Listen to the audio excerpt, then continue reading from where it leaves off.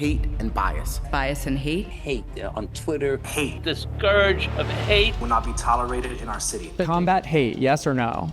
Well, we do have to combat hate. Do you have to combat hate? I think we all need to combat hate. Okay.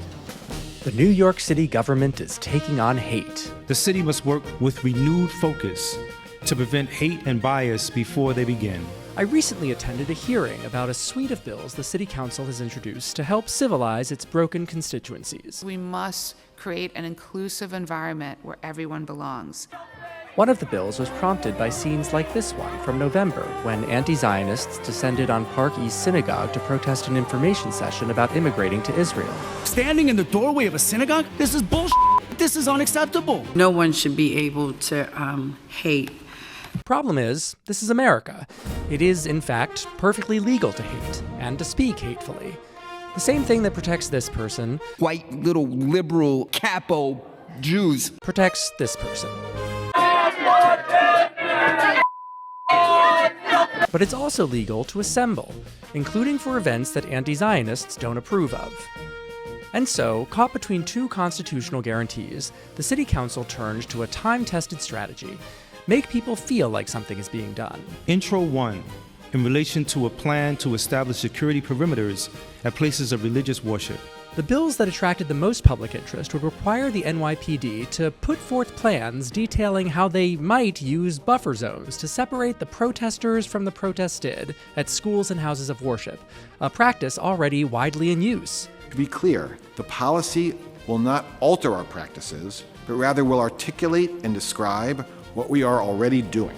But what the cops are already doing may not be effective. We were told that the sidewalk in front of Park East had to be completely cleared. Suddenly, 200 of the pro-Pally side came, and they allowed them to stand on the side and harass the people going into the program. Oh, it sounds like they already established a buffer zone and they just ignored it. Exactly. Despite these bills not mandating any actual changes to police strategy, scores of people showed up to voice their opposition, a cause so urgent that many of them were even willing to risk infectious disease. This bill would effectively ban meaningful protests. There is no reproductive justice until Palestine is free. If you don't want these protests to happen, do not break international law! So it was that the Committee to Combat Hate hosted a nearly 10-hour festival of vitriol. But the hearing was about more than buffer zones. Intro 388 will establish a hotline at the New York City Commission on Human Rights for New Yorkers to report incidents of hate and bias.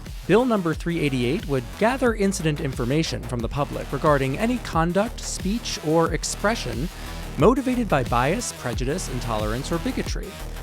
That data would then be exhaustively categorized, anti-Semitic incidents, anti-Asian incidents, anti-Muslim, and discussed with authentic pronunciation. Anti-Latino incidents. Left unmentioned in this bill is just what information about the perpetrators of these not-quite crimes will be collected. Will the city be keeping a dossier of name-callers? Perhaps such a hotline will not be necessary once the hatefulness has been educated out of all of us. To compound our efforts in this committee, we in the City Council are investing in education. In fiscal year 25, for the third year in a row, the Commission partnered with OPHC to administer community project grants to grassroots efforts aimed at reducing bias. I was curious about these organizations, so I did some research. And from what I could find, our city's contractors are brimming with humanity. I study and teach ethical and cultural wisdom. Here's the founder of the New Quo, which seeks to harness narrative intelligence for community building and meaningful change. I want to give you the 411 on conservative thinking. There's very little window of tolerance or empathy for other people, and it's because their beliefs make it okay to be that way. The city has also awarded a grant to Right to Be, the bystander intervention training nonprofit that made this video. Our economy is a mess. It's run by them. That is not okay. Can you help him? Find someone who can help. Hey, do you mind if I stay here? Sure.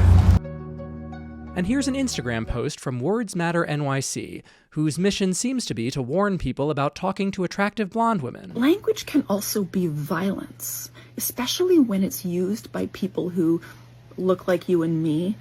There's also apparently money to be made in the school of That's Not Funny. My name is Michael Cohen, and I'm the Executive Vice President of the Auschwitz Jewish Center Foundation. Currently, actually, we are funded by the New York City Council. We actually run anti-hate workshops. We all need to recognize And no matter how much you think a joke is funny, when you offend somebody, whether it's their religion, whether it's demographic, whether it's their race, whatever it might be, it is offensive, it's hurtful. Doesn't it sound like the Auschwitz Center is very irreverent?